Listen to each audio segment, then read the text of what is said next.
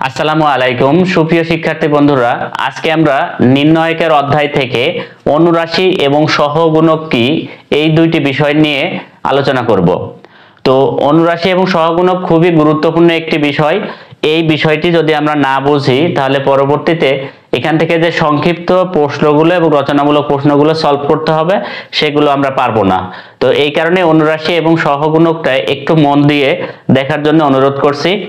তো অনুরাশি হচ্ছে যে আমাদের যে নির্ণায়ক দেওয়া থাকে, এখানে যে কোনো একটি উপাদানের সারি ও কলাম বরাবর উপাদানগুলো বাদ দিয়ে বাকি যে উপাদানগুলো থাকে সেই উপাদান দ্বারা গঠিত নির্ণায়ককে আমরা অনুরাশি বলি। তার মানে হচ্ছে এখানে একটা নির্ণায়ক যদি দেয়া থাকে এরকম, তো আমাকে বলেছে যে B3 উপাদানের অনুরাশি নির্ণয় করো। তো B3 উপাদানের অনুরাশি মানে B3 বরাবর সারি এবং কলামকে আমাদের বাদ দিয়ে দিতে হবে অনুরাশি নির্ণয় করতে হলে। এটা আমরা হিসাবে আনবো না, অর্থাৎ আমাকে যে কোনো জায়গা বলতে পারে। যদি বলে C1 এর অনুরাশি কত সেটাও আমরা দেখাতে পারবো। তো যে কোনো একটা শিখলে সবগুলো পারা যাবে।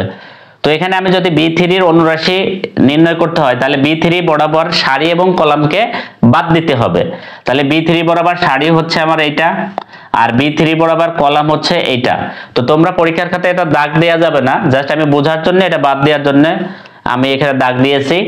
তো এটা বাদ দিয়ে বাকি যে উপাদান রয়েছে, তাহলে বাকি আরো 4টি উপাদান রয়েছে, এই 4টি উপাদান দ্বারা যে গঠিত যে নির্ণায়ক সেটি হবে তার অনুরাশি। তাহলে অনুরাশি আমরা যদি এখানে বের করি, তো বাকি 4টি আছে এখানে A1 A2, এই পাশে আছে হচ্ছে C1 C2। তাহলে এটি হচ্ছে আমাদের অনুরাশি হবে। এখন এই অনুরাশির মান যদি আমাদের বের করতে হয়, আমরা জানি যে এই দুইটি হচ্ছে সরাসরি কি করতে হয়, গুণ করতে হয়। তাহলে A1 C2, আর এরপরে হচ্ছে সূত্রের একটা মাইনাস দিতে হয়, এই দুইটা গুণ করতে হয় তারপরে। তো এটা হচ্ছে আমার A2 C1। তো এটাই হচ্ছে আমার এই B3 অনুরাশির যে মানটা আছে সেই অনুরাশি এভাবে আমাদেরকে বের করতে হবে। আশা করি সহজে বুঝেছো। মূল যে থিম সেটা হচ্ছে যে আমরা যার অনুরাশি বের করব সেই বরাবর কলাম এবং সারিকে বাদ দিয়ে বাকি উপাদানগুলো নিয়ে নির্ণায়ক গঠন করে মান বের করব। তো এখানে যদি A1 কে বলে যে A1 এর অনুরাশি, তখন A1 বরাবর এই কলাম এবং এই সারি বাদ দিয়ে B2 C3 B3 C3 এটা নিয়ে আমাদেরকে তখন অনুরাশি নির্ণয় করতে হতো। তো এখানে আমি অথবা দিয়ে একটি অঙ্কের এখানে রেখেছি। এই অঙ্কটি যদি আমরা করি তাহলে আরেকটু ক্লিয়ার হয়ে যাব যে আসলে অনুরাশি কি। যেমন আমি এখানে 5 এর এখানে দাগ দিয়ে রেখেছি যে 5 এর অনুরাশি কত। তো 5 এর অনুরাশি নির্ণয় করতে হলে আমাদেরকে কি করতে হবে, 5 বরাবর যে সারি এবং কলাম, 5 বরাবর সারি হচ্ছে এইটা আর কলাম হচ্ছে এইটা, এটাকে আমরা বাদ দিয়ে বাকি যে 4টা থাকলো আমার 4 2 1 5, এইটা হচ্ছে আমার অনুরাশি নির্ণয় করতে লাগবে। তাহলে বাকি উপাদান দ্বারা যে নির্ণায়ক গঠন করলাম এটার মান আমরা বের করতে পারি কিভাবে, এইটা আর এইটা সরাসরি কি হবে, গুণ হবে। 4 আর 5 গুণ করলে হচ্ছে 20, এবার সূত্রের একটা মাইনাস হবে মাঝখানে, আর তারপরে এই দুইটা গুণ করতে হবে। তাহলে 2 অক্ষে 2, তাহলে 18 হচ্ছে এইটার 5 এর যে অনুরাশি আছে সেই অনুরাশি। আমাকে প্রশ্নে এভাবে বলতে পারে যে প্রথম সারির 5 উপাদানের অনুরাশি বের করো, অথবা তৃতীয় সারির 2 উপাদানের অনুরাশি বের করো। যখন 2 এর অনুরাশি বের করব, 2 বরাবর সারি 2 বরাবর কলাম বাদ দিয়ে বাকি যে 4টি উপাদান থাকবে সেই 4টি উপাদান দিয়ে অনুরাশি আমরা নির্ণয় করব। তো এটা ছিল হচ্ছে অনুরাশি। এবার আসি সহগুণক। তো অনুরাশি আর সহগুণকের ভিতরে পার্থক্য শুধুমাত্র চিহ্ন।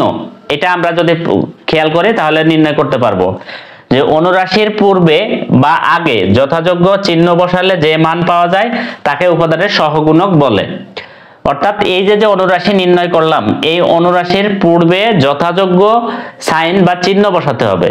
তো যথাযোগ্য চিহ্ন বসাতে হলে আমরা জানি যে এই 3 গুণ 3 যে সারি এবং কলাম আছে, আমাদের প্লাস মাইনাস প্লাস, তারপরে মাইনাস প্লাস মাইনাস, তারপরে প্লাস মাইনাস প্লাস, এই যে সাইনগুলো আছে কে কোথায় আছে সেই অনুযায়ী সাইনগুলো আমাদেরকে বসাতে হবে।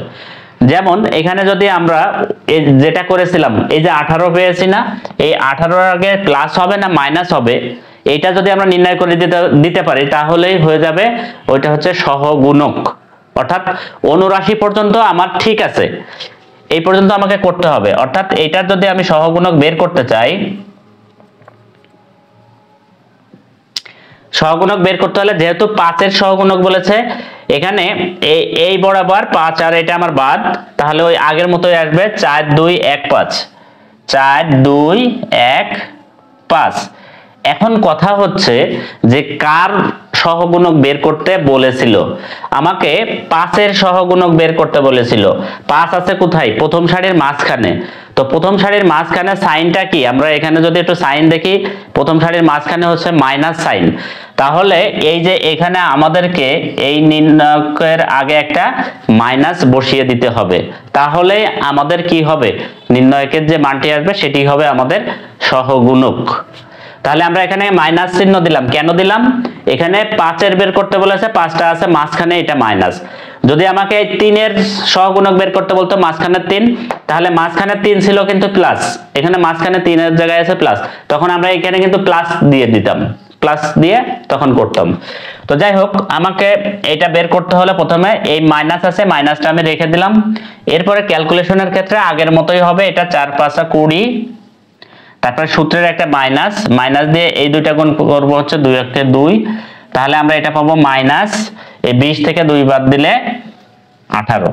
তাহলে আমরা অনুরাশি এবং সহগুণকের ক্ষেত্রে যেটা আমরা দেখতে পাচ্ছি সেটি হচ্ছে এখানে 18টা ছিল কিন্তু প্লাস, কিন্তু এখানে সহগুণক যখন নির্ণয় করেছি এটা কিন্তু মাইনাস হয়ে গেছে। তাহলে অনুরাশি এবং সহগুণকের ভিতরে মূল যে পার্থক্য সেটি হচ্ছে চিহ্নর পার্থক্য। এখন সেই চিহ্নটা নির্ভর করবে যে কোন জায়গার সহগুণক নির্ণয় করতে বলছে, এই সহগুণক দ্বারাই আমাকে নির্ণয় করতে হবে।